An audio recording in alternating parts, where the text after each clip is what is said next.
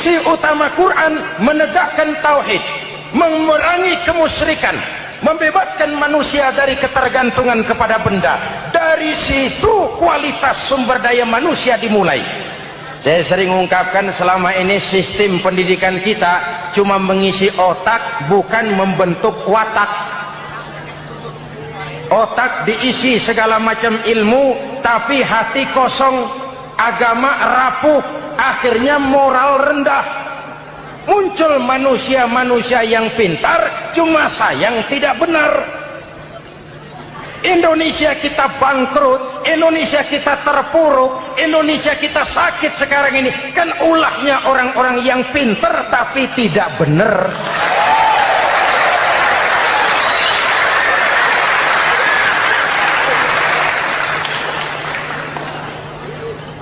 Kalau saya bicara kayak begini, ini bukan pidato politik, ini nurani. Politik naon kadut.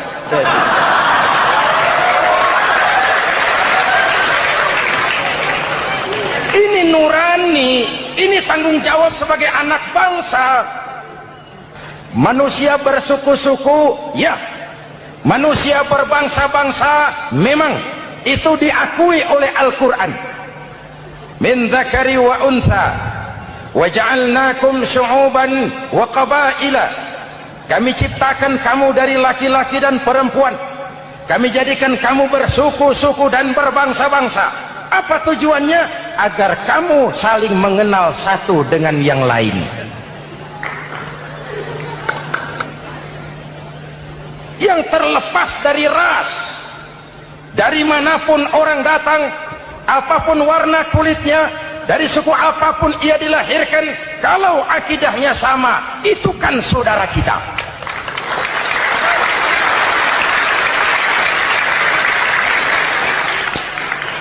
Seperti di masjid, kita tidak peduli dari mana kita datang. Yang datang dari kidul, madhab ngulon mang. Yang datang dari sebelah lor, madhab ngulon mang. Yang datang dari sebelah wetan, madhab kulon mang. Yang datang dari kulon, madhab ngulon. Bukan soal dari mana kau datang, tapi satu arah menghadapmu. Kau mau Betawi, mau Sunda, mau Jawa, mau Padang, mau Aceh, mau Batak, mau Ambon, kita satu nusa, satu bangsa, satu bahasa. Marilah kita jadi lem perekat buat lingkungan kita di saat keutuhan kita sebagai bangsa sedang dalam ujian berat. Semangat kebersamaan atas dasar keadilan. Tidak ada mayoritas menekan minoritas. Umat Islam itu kalau besar, dia mampu melindungi yang kecil. Kalau kecil, dia bisa menjaga diri. Tiap sholat Jumat khatib berpesan pada akhir khutbah kedua, innallaha ya'muru bil adli wal ihsan. Innallaha ya'muru bil adli wal ihsan. Allah memerintahkan kamu menegakkan keadilan dengan argumen, bukan dengan sentimen. Mengajak, bukan mengejek. Merangkul, tidak untuk tujuan memukul. Kalau sebagai bangsa kita utuh, kompak dan bersatu, saya yakin kita akan bisa mengatasi kesulitan-kesulitan sekarang ini.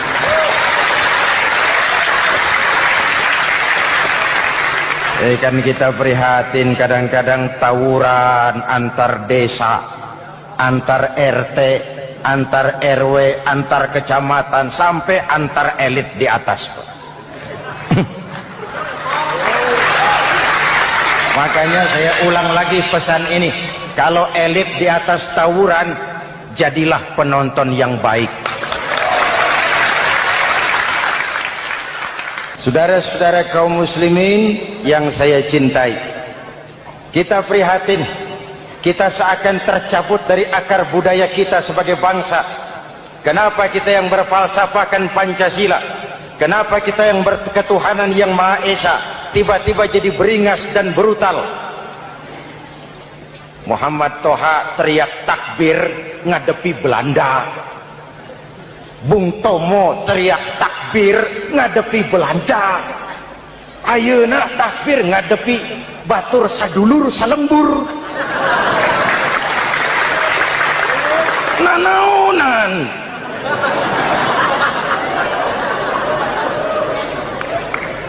Bung Tomo teriak takbir, Muhammad Toha teriak takbir, yang dihadapi jelas penjajah Belanda. Kita ngadepi saudara sendiri, Allahu Akbar, yang sana teriak Allahu Akbar, setan tepuk tangan di tengah. Yuk kita rukun yuk, kita kompak yuk, kita bersatu yuk. Ada maling ayam ketangkap, disiram bensin, dibakar hidup-hidup. Kok kita bisa begitu? Street justice, pengadilan jalanan mulai tegak. Iyalah kita tidak puas dengan kerja aparat kita, tapi jangan main hakim sendiri. Ini negara, bukan hutan.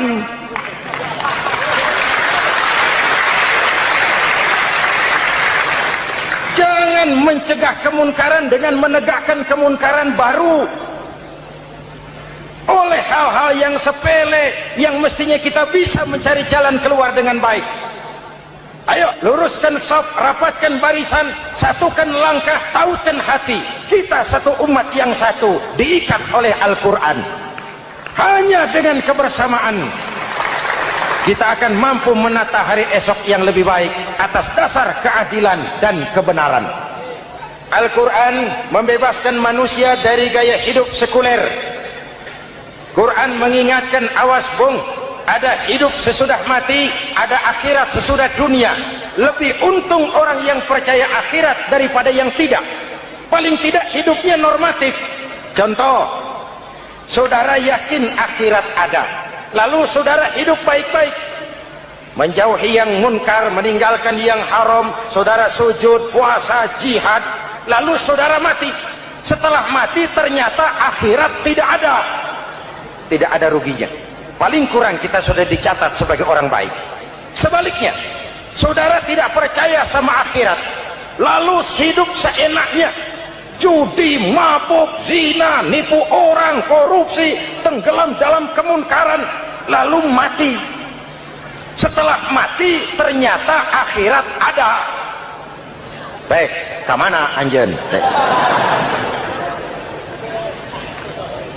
Lebih untung orang yang percaya akhirat ketimbang yang tidak. Hidupnya ada rem. Iya pak, saya kepengen banyak uang, tapi kalau main judi nanti di akhirat bagaimana? Iya, saya kepengen jadi orang kaya, tapi kalau korupsi, nipu orang, buka peternakan tuyul, nanti di akhirat bagaimana? Gaya hidup yang berkeseimbangan. Ada hidup sesudah mati dan ada akhirat sesudah dunia. Yang keempat, Quran membebaskan manusia dari belenggu kebodohan. Quran ayat yang pertama turun sudah berkata, Iqra, baca, kamu jangan jadi bodoh. Kebodohan menimbulkan kemiskinan, kemiskinan mendekatkan kepada kekufuran. Quran mengangkat harkat, derajat dan martabat kaum wanita. Sebelum Quran turun, sebelum Islam datang, nasib wanita sangat menyedihkan. Dilahirkan hanya untuk melahirkan. Kalaupun berperan, peranannya tidak lebih segitiga. Dapur, sumur, kasur. Kasur, sumur, dapur. Dapur, sumur, kasur. Wanita dilecehkan, sekadar alat pemuas nafsu. Datang Islam, Rasul terenyuh. An-nisa imadul bilad. Wanita adalah tiangnya negara. Jikalau baik wanita, baik negara. Jikalau rusak wanita, hancur negara. Karena wanita, negara jaya. Betul? Karena wanita, negara hancur. Betul? Maka wanita adalah bidadari yang kadang-kadang setan. Kadang-kadang.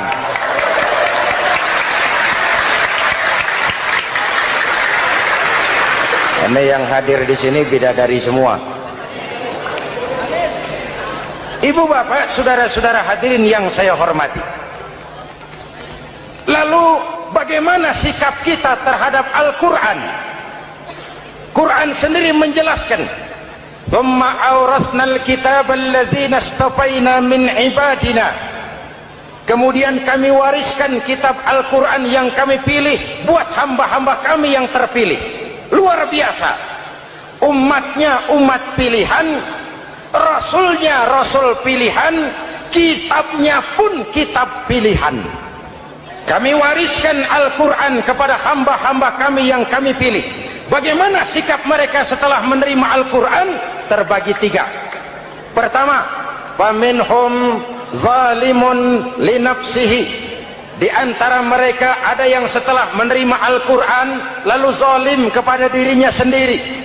Diterimanya Al-Quran dengan lidahnya, tapi ditolak dengan perbuatannya. Mulutnya menjunjung Al-Quran, perbuatannya menginjak Al-Quran. Quran bilang ke barat, dia pergi ke timur. Quran bilang ke selatan, dia berangkat ke utara. Quran bilang haram, dia terjang. Quran bilang halal, dia tidak mau. Orang seperti itu tidak zalim kepada Allah, tapi zalim kepada dirinya sendiri. Apakah mudah-mudahan kita yang termasuk golongan ini, amin. Yang kedua, wa minhum muqtasid. Di antara mereka ada yang menerima Quran 50-50, separuh-separuh. Yang enak dilaksanakan, yang berat ditinggal. Padahal pada sisi lain Quran mengajarkan masuklah ke dalam Islam secara total, kafah, jangan separuh-separuh. Golongan yang ketiga, ini yang ideal. Wa minhum sabiqum bil khairati biiznillah. Di antara mereka ada yang setelah menerima Al-Quran lalu berlomba-lomba mengamalkannya, berlomba-lomba melaksanakannya. Jangan sampai yang baca Quran dengan suara merdu dapat piala, yang mengamalkan Quran dengan konsekuen dapat penjara.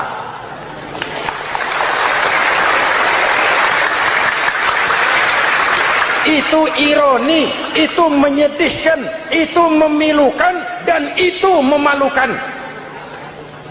Pilihan terserah kita. Satu hadis Rasulullah mengajarkan begini: man ja'alal Qur'ana amamahu qadahu ilal jannah, wa man ja'alal Qur'ana khalfahu saqahu ilan nar.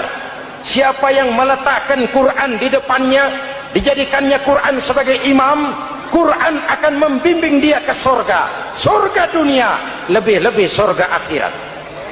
Sebaliknya, siapa yang meletakkan Quran di belakang, dibelakanginya ajaran Quran, Quran akan mendorong dia ke neraka, neraka dunia, lebih-lebih neraka akhirat. Quran imam apa makmum? Kita makmum apa imam? Makmum ikut imam apa imam ikut makmum? Makmum ikut imam. Jikalau Quran adalah imam, jikalau kita adalah makmum, ke barat kata Quran, ke barat kita berangkat. Ke timur kata Quran, ke timur kita menuju. Halal kata Quran, itu yang kita ambil.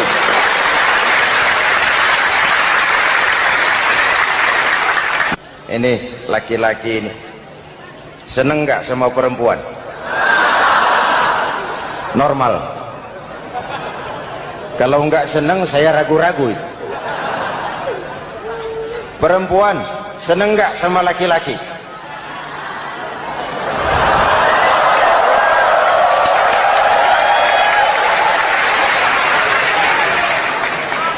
Ini fitrah. Laki-laki suka perempuan, perempuan suka laki-laki. Quran memahami itu.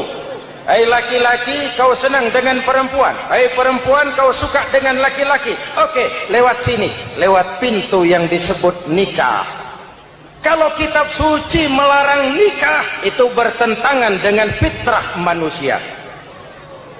Maka dalam Quran, mulai dari umat sampai ulama dan segala profesi dianjurkan nikah. Kalau kiai tidak boleh nikah, saya pilih mengundurkan diri, Pak.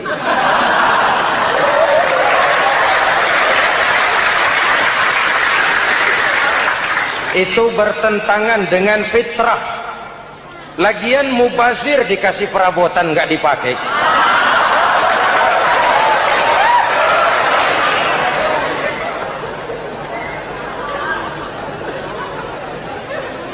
Fitrah. Contoh lagi, manusia perlu makan.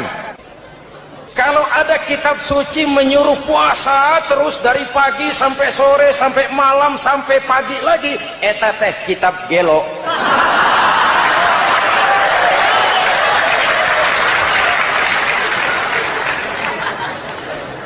Quran sesuai dengan fitrah, puasa mulai dari imsak sampai datang waktu maghrib. Puasa ngebleng dari pagi sampai sore sampai malam merusak kesehatan. Malam berpuasa boleh bergaul dengan istri. Kenapa? Fitrah. Kalau siang tidak boleh, malam tidak boleh, sebulan penuh panas kepala.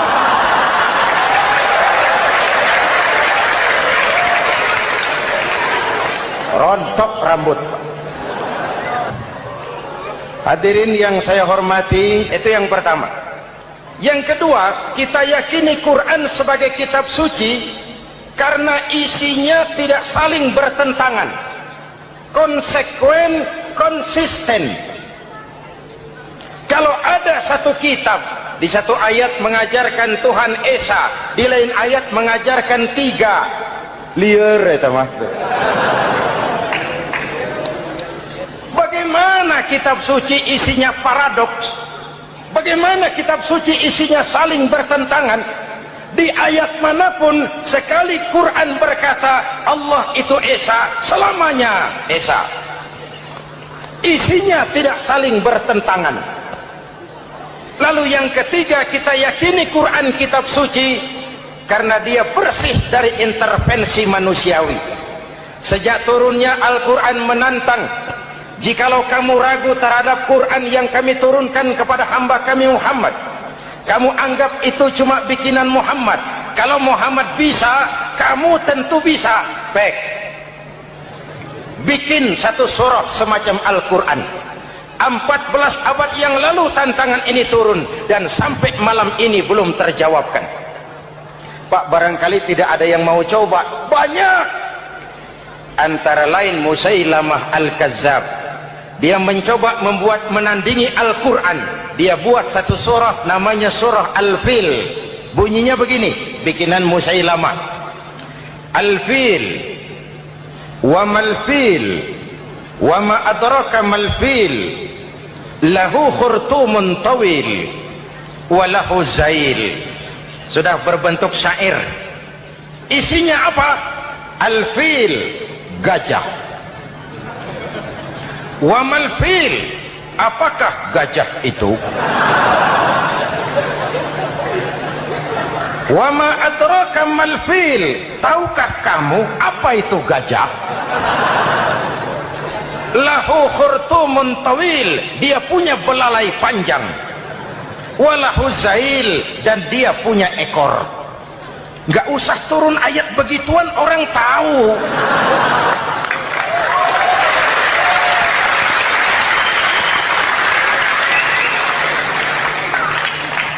Redaksi mendekati, maka isi jauh panggang dari api.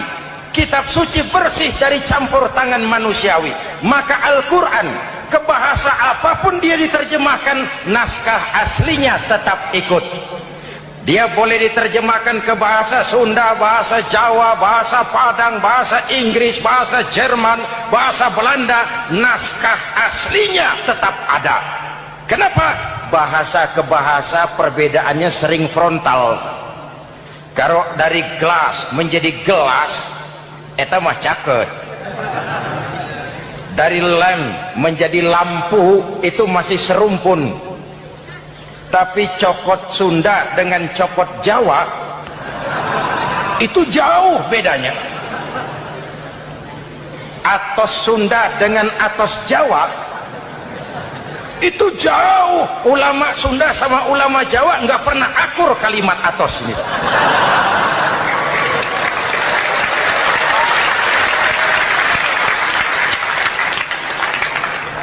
Inilah kebenaran janji Allah, inna nahnu nazzalna dzikra wa inna lahu lahafizun. Kami yang turunkan Al-Quran, kami yang akan menjaganya. Ribuan orang hafal Al-Quran. Lalu apa pesan-pesan misi utama Al-Quran? Pertama, menegakkan tauhid.